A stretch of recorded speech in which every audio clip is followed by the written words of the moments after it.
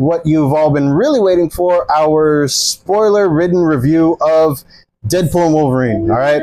And I'm going to give y'all guys about 10 seconds before we start in on this.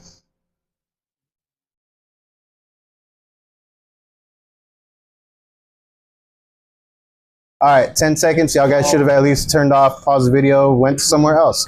Deadpool and Wolverine, formerly titled Deadpool and Friends, before the internet cyberbullied another studios into changing something that they came up. All right, oh yeah, it was the day of the Super Bowl. So, Deadpool and Wolverine, I friggin' loved it. All right, man, so many things to say about this movie. The opening is basically just one big new music video for NSYNC's Bye Bye Bye. I like how it kind of ties back to the, like, I don't know if you've seen the official music video that Celine Dion yes, did. I did. You know, yes. Kind of ties back to that. Should have got NSYNC. Yeah, well, he got NSYNC. All right. So the entire opening scene is just him going ham with A. Logan's remains on some TVA agents and Bye Bye Bye. All right, so it works. Bye Bye people. That one didn't work. I'm sorry, that one didn't land. I'm shooting from the hip here. Okay. I'm in the zone. I'm going. All right, so some might land, some might not. So he gives a brief exposition about how no Logan can die, and then obviously there's a Logan that died. And he just starts going ham with his corpse. All right. Now, before in interviews, all the directors, writers, and everybody said that they would totally honor the Logan series, the Logan finale of Hugh Jackman. They completely went in the opposite direction. All right. Grave digging, grave robbing is I don't think that's honoring anything. Okay. Hey, they just said they honor it by not bringing him back to life. Oh. He's dead. Okay, all right, I'll give you that. All right, but Deadpool goes off on a bunch of TV agents. It's bloody, it's violent, it is so good in a lot of ways. There's so many lines. All right, so many quotable lines. Midway through a berserker-filled almost rage, Deadpool presses pause on the movie and starts taking it back to the yesterday. And turns out, ever since the last movie, he's just been kind of drifting aimlessly.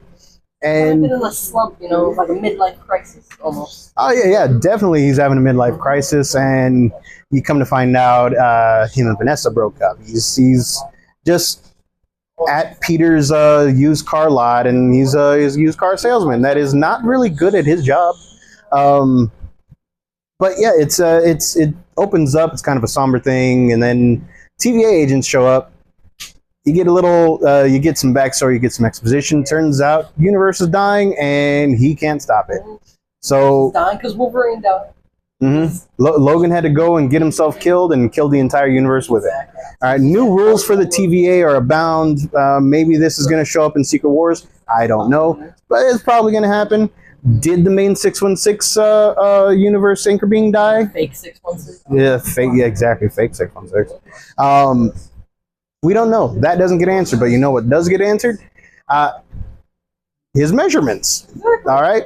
You get a guy in there outfitting Deadpool with adamantium blades, katanas, baby knives, all kinds of stuff, and you get a little undercarriage tuck. Quite a bit of touch. Yeah, there was a lot of them. Dude, the dude's face when he tells him armor me or adorn me, it's just he seemed overly excited. All right, almost like that dude with the cup. Yep, he's about to risk it all. So it's got action, it's got a lot of comedy because Ryan Reynolds, and surprisingly Hugh Jackman delivers some pretty good jokes. He's and the comedy is interspersed with moments of just like heavy stuff, real like emotion. Yeah, and like something that I really enjoy, something that I think like other MCU movies kind of like do too much on, where they hit you with a hard moment, with a nice emotional moment, and then they don't let it simmer, they don't let it stay, they just hit you with a joke right away. And for a Deadpool movie to know the balance, that's weird, I think. So you get two hard soliloquies or speeches, and then they do wait until they hit you with a joke, okay? And I gotta say, man, some of these jokes, like the IRL jokes, okay? A lot of the jokes relating to like divorce and whatnot. Yeah, very surprising that they put it in there. I thought testament to the friendship. It really is, man. It's like that. The first time we saw it, I was like, oh my gosh. I was like I didn't even laugh. I was like, ooh. So yeah, I still laughed. I didn't laugh. I was like, ooh. I felt bad for him, but I still laughed. Still chuckled. Yeah, but the Wolverine suit. Oh my gosh, that is just pure cinematic awesomeness. It was worth the like 20-year one. They should have had it at like X2. Okay, yes, I'm gonna say that right there. But it was worth and they do make a pretty good joke about it, about him not being embarrassed for once to be in the superhero movie. So yeah, it's really good. I don't even think you can label these as cameos because they have actual scenes. Okay, they have whole things in there. Yeah, like if anything, the main cast from Deadpool 1 and 2 have the cameos, and everybody else just comes in and they stuck around for a few weeks on set. Like I said, this is spoilers, so dude, just come right out and say it. Channing Tatum as Gambit, best part of the damn movie. All right, I loved Channing Tatum as Gambit, and all the jokes about him. Just all right, they call me the Gambit. Are you sure, or are you just really wanting them to? Yeah. Yes. Wesley Snipes coming in as Blade. That one was a shocker. Yeah. Sure, I know. He's all like, "Oh, we've been joking about us not liking each other for the past like 20 years," but like, I mean, dude, even Patton Oswalt said it. All right. Like, so I don't know. We don't know about that, and then obviously. Jennifer Garner coming back as Elektra. I'm not gonna lie, man. Did about Ben and her being divorced. I know. Oh no, your Daredevil died. It's cool. It's cool. Like, don't worry about it. And then yes, as the other Chris said, Chris Evans comes back as Human Torch in a role that I see him more as. It's been weird for me seeing him as Captain America. Like, dude, it's been weird seeing him in anything after Not Another Teen Movie made him famous. Okay, he had a banana split up his butt. Okay, and now he's our Captain America. Yep. Now he's our Johnny Storm. But he is Johnny to me. I was so happy seeing him back. It was sad the way he goes out. Oh yeah, dude, that was surprising. It was. It was. I'm not even going to tell you how that one is because if you haven't seen the movie by now, go and watch it. And when he gets taken out, you're just going to freak out. Yes. We got Blade. You got name drops out the wazoo, okay? We got Punisher, Daredevil, Quicksilvers, Wandas, Magnetos. They name drop so many people, and the entire reason why they're not in the movie gets addressed. Like why? Like they just Deadpool goes off on a tangent on why people are getting cheap right now. Either getting cheap or characters were just killed off. Mm-hmm. So, but yeah, it's a really good movie. It ends on a high note and ends with just really, really awesome fight scene. Okay, that one was just amazing. You may have seen the Hugh Jackman's reaction to it online recently, where he's just Sean Levy is just letting him watch the final sequence before it even hit the theaters, and he's filming him while he's doing it. Hugh Jackman's freaking out. I was freaking out too. Dude, it was so good. All right, the Van Wilder Deadpool, the Van Wilder Deadpool, nice played by Gordon Reynolds. Gordon, oh yeah, his fake twin brother. Fake twin brother that he came up with for that little like video interview with himself that they did. Yes, it was nice. And then last but not least, the appearance of X-23, Laura Kinney, Daphne Keane coming back and reprising her role from Logan. Dude, if she is the MCU's Wolverine, I will be happy because Daphne Keane is amazing as Laura Kinney. She's one of my favorite comic characters. I'm not even that big of an X-23 fan. Yeah. She makes me like the character. Like, if they don't want to recast Logan, just, bring back Hugh Jackman and her, okay? Mm-hmm. He doesn't have to get that big anymore, all right? He can just, sit on a rocking chair like Old Man Logan, and Laura can just go off and do the Wolverine stuff, all right? I'd watch that movie. Mm-hmm. I would watch the hell out of that movie. But yeah, it's good, man. Ends on a high note.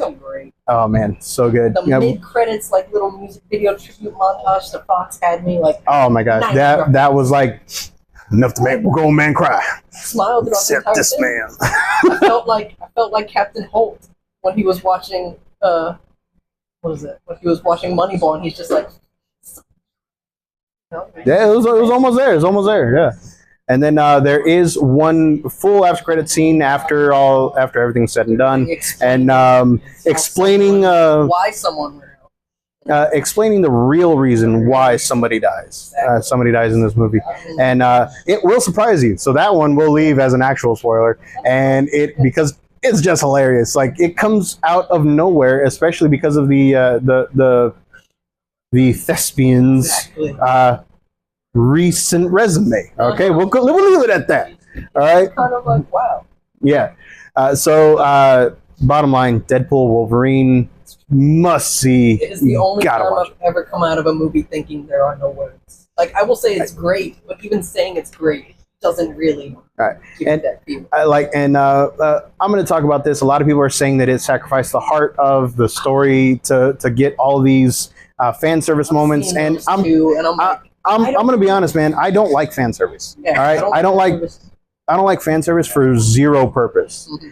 This entire movie is a love letter to the fans, done by fans themselves. Okay, Deadpool's Ryan Reynolds. He is a huge fan of Deadpool. He loves the art. He loves the storylines. And Sean Levy, same thing. And over the course of the 20 years, Hugh Jackman himself has become a fan of Wolverine as well. And all the writers, Channing Tatum friggin' loves Gambit. Well, I was almost gonna say Blade loves Blade, but Wesley Snipes loves Wesley Blade. Snipes is Blade, okay? So yes. All right. What's up? Yeah, and so actually, Blade was actually one of the very first R-rated Marvel movies. So, well, superhero movies. Before that, it was The Crow. And I don't even think the Punisher movie was rated R before that. Not the Dolph Lundgren one. I think it was PG-13. I think it was before the PG-13 even got created. Oh yeah, because PG-13 got created because of Indiana Jones and the Temple of Doom. Oh, that's right. Yeah, I forgot about that. But yeah, it's great. It honors pretty much the last 20 years of Marvel, Fox and all, and it is just great. Okay, it's if you don't want to take our word for it, that's totally fine. I want to see it more. We've already seen it twice. So I want to see it at least 3 more times because there's so many things to see in there, especially when they go to the Void. That you get pieces of the Milano, you get pieces of Asgard, you get. I'm pretty sure that the floating fortress from the Black Widow movie. Yes. All right. Was in there. The bad guys were riding around in the Fantastic Four car. Oh yeah, the Fantastic. There was 2 Fantastic cars. A Hydromobile, the Red Skull's Hydromobile, and I don't even know what that thing that Sabretooth was riding. Yeah, I think one of them was like the car that Tony keeps in his like garage. Yeah, yeah. One of those. It was good. It's just so good, man. What's up? Are we going to talk about the guy they got from down the block to show in one of the scenes for the montage?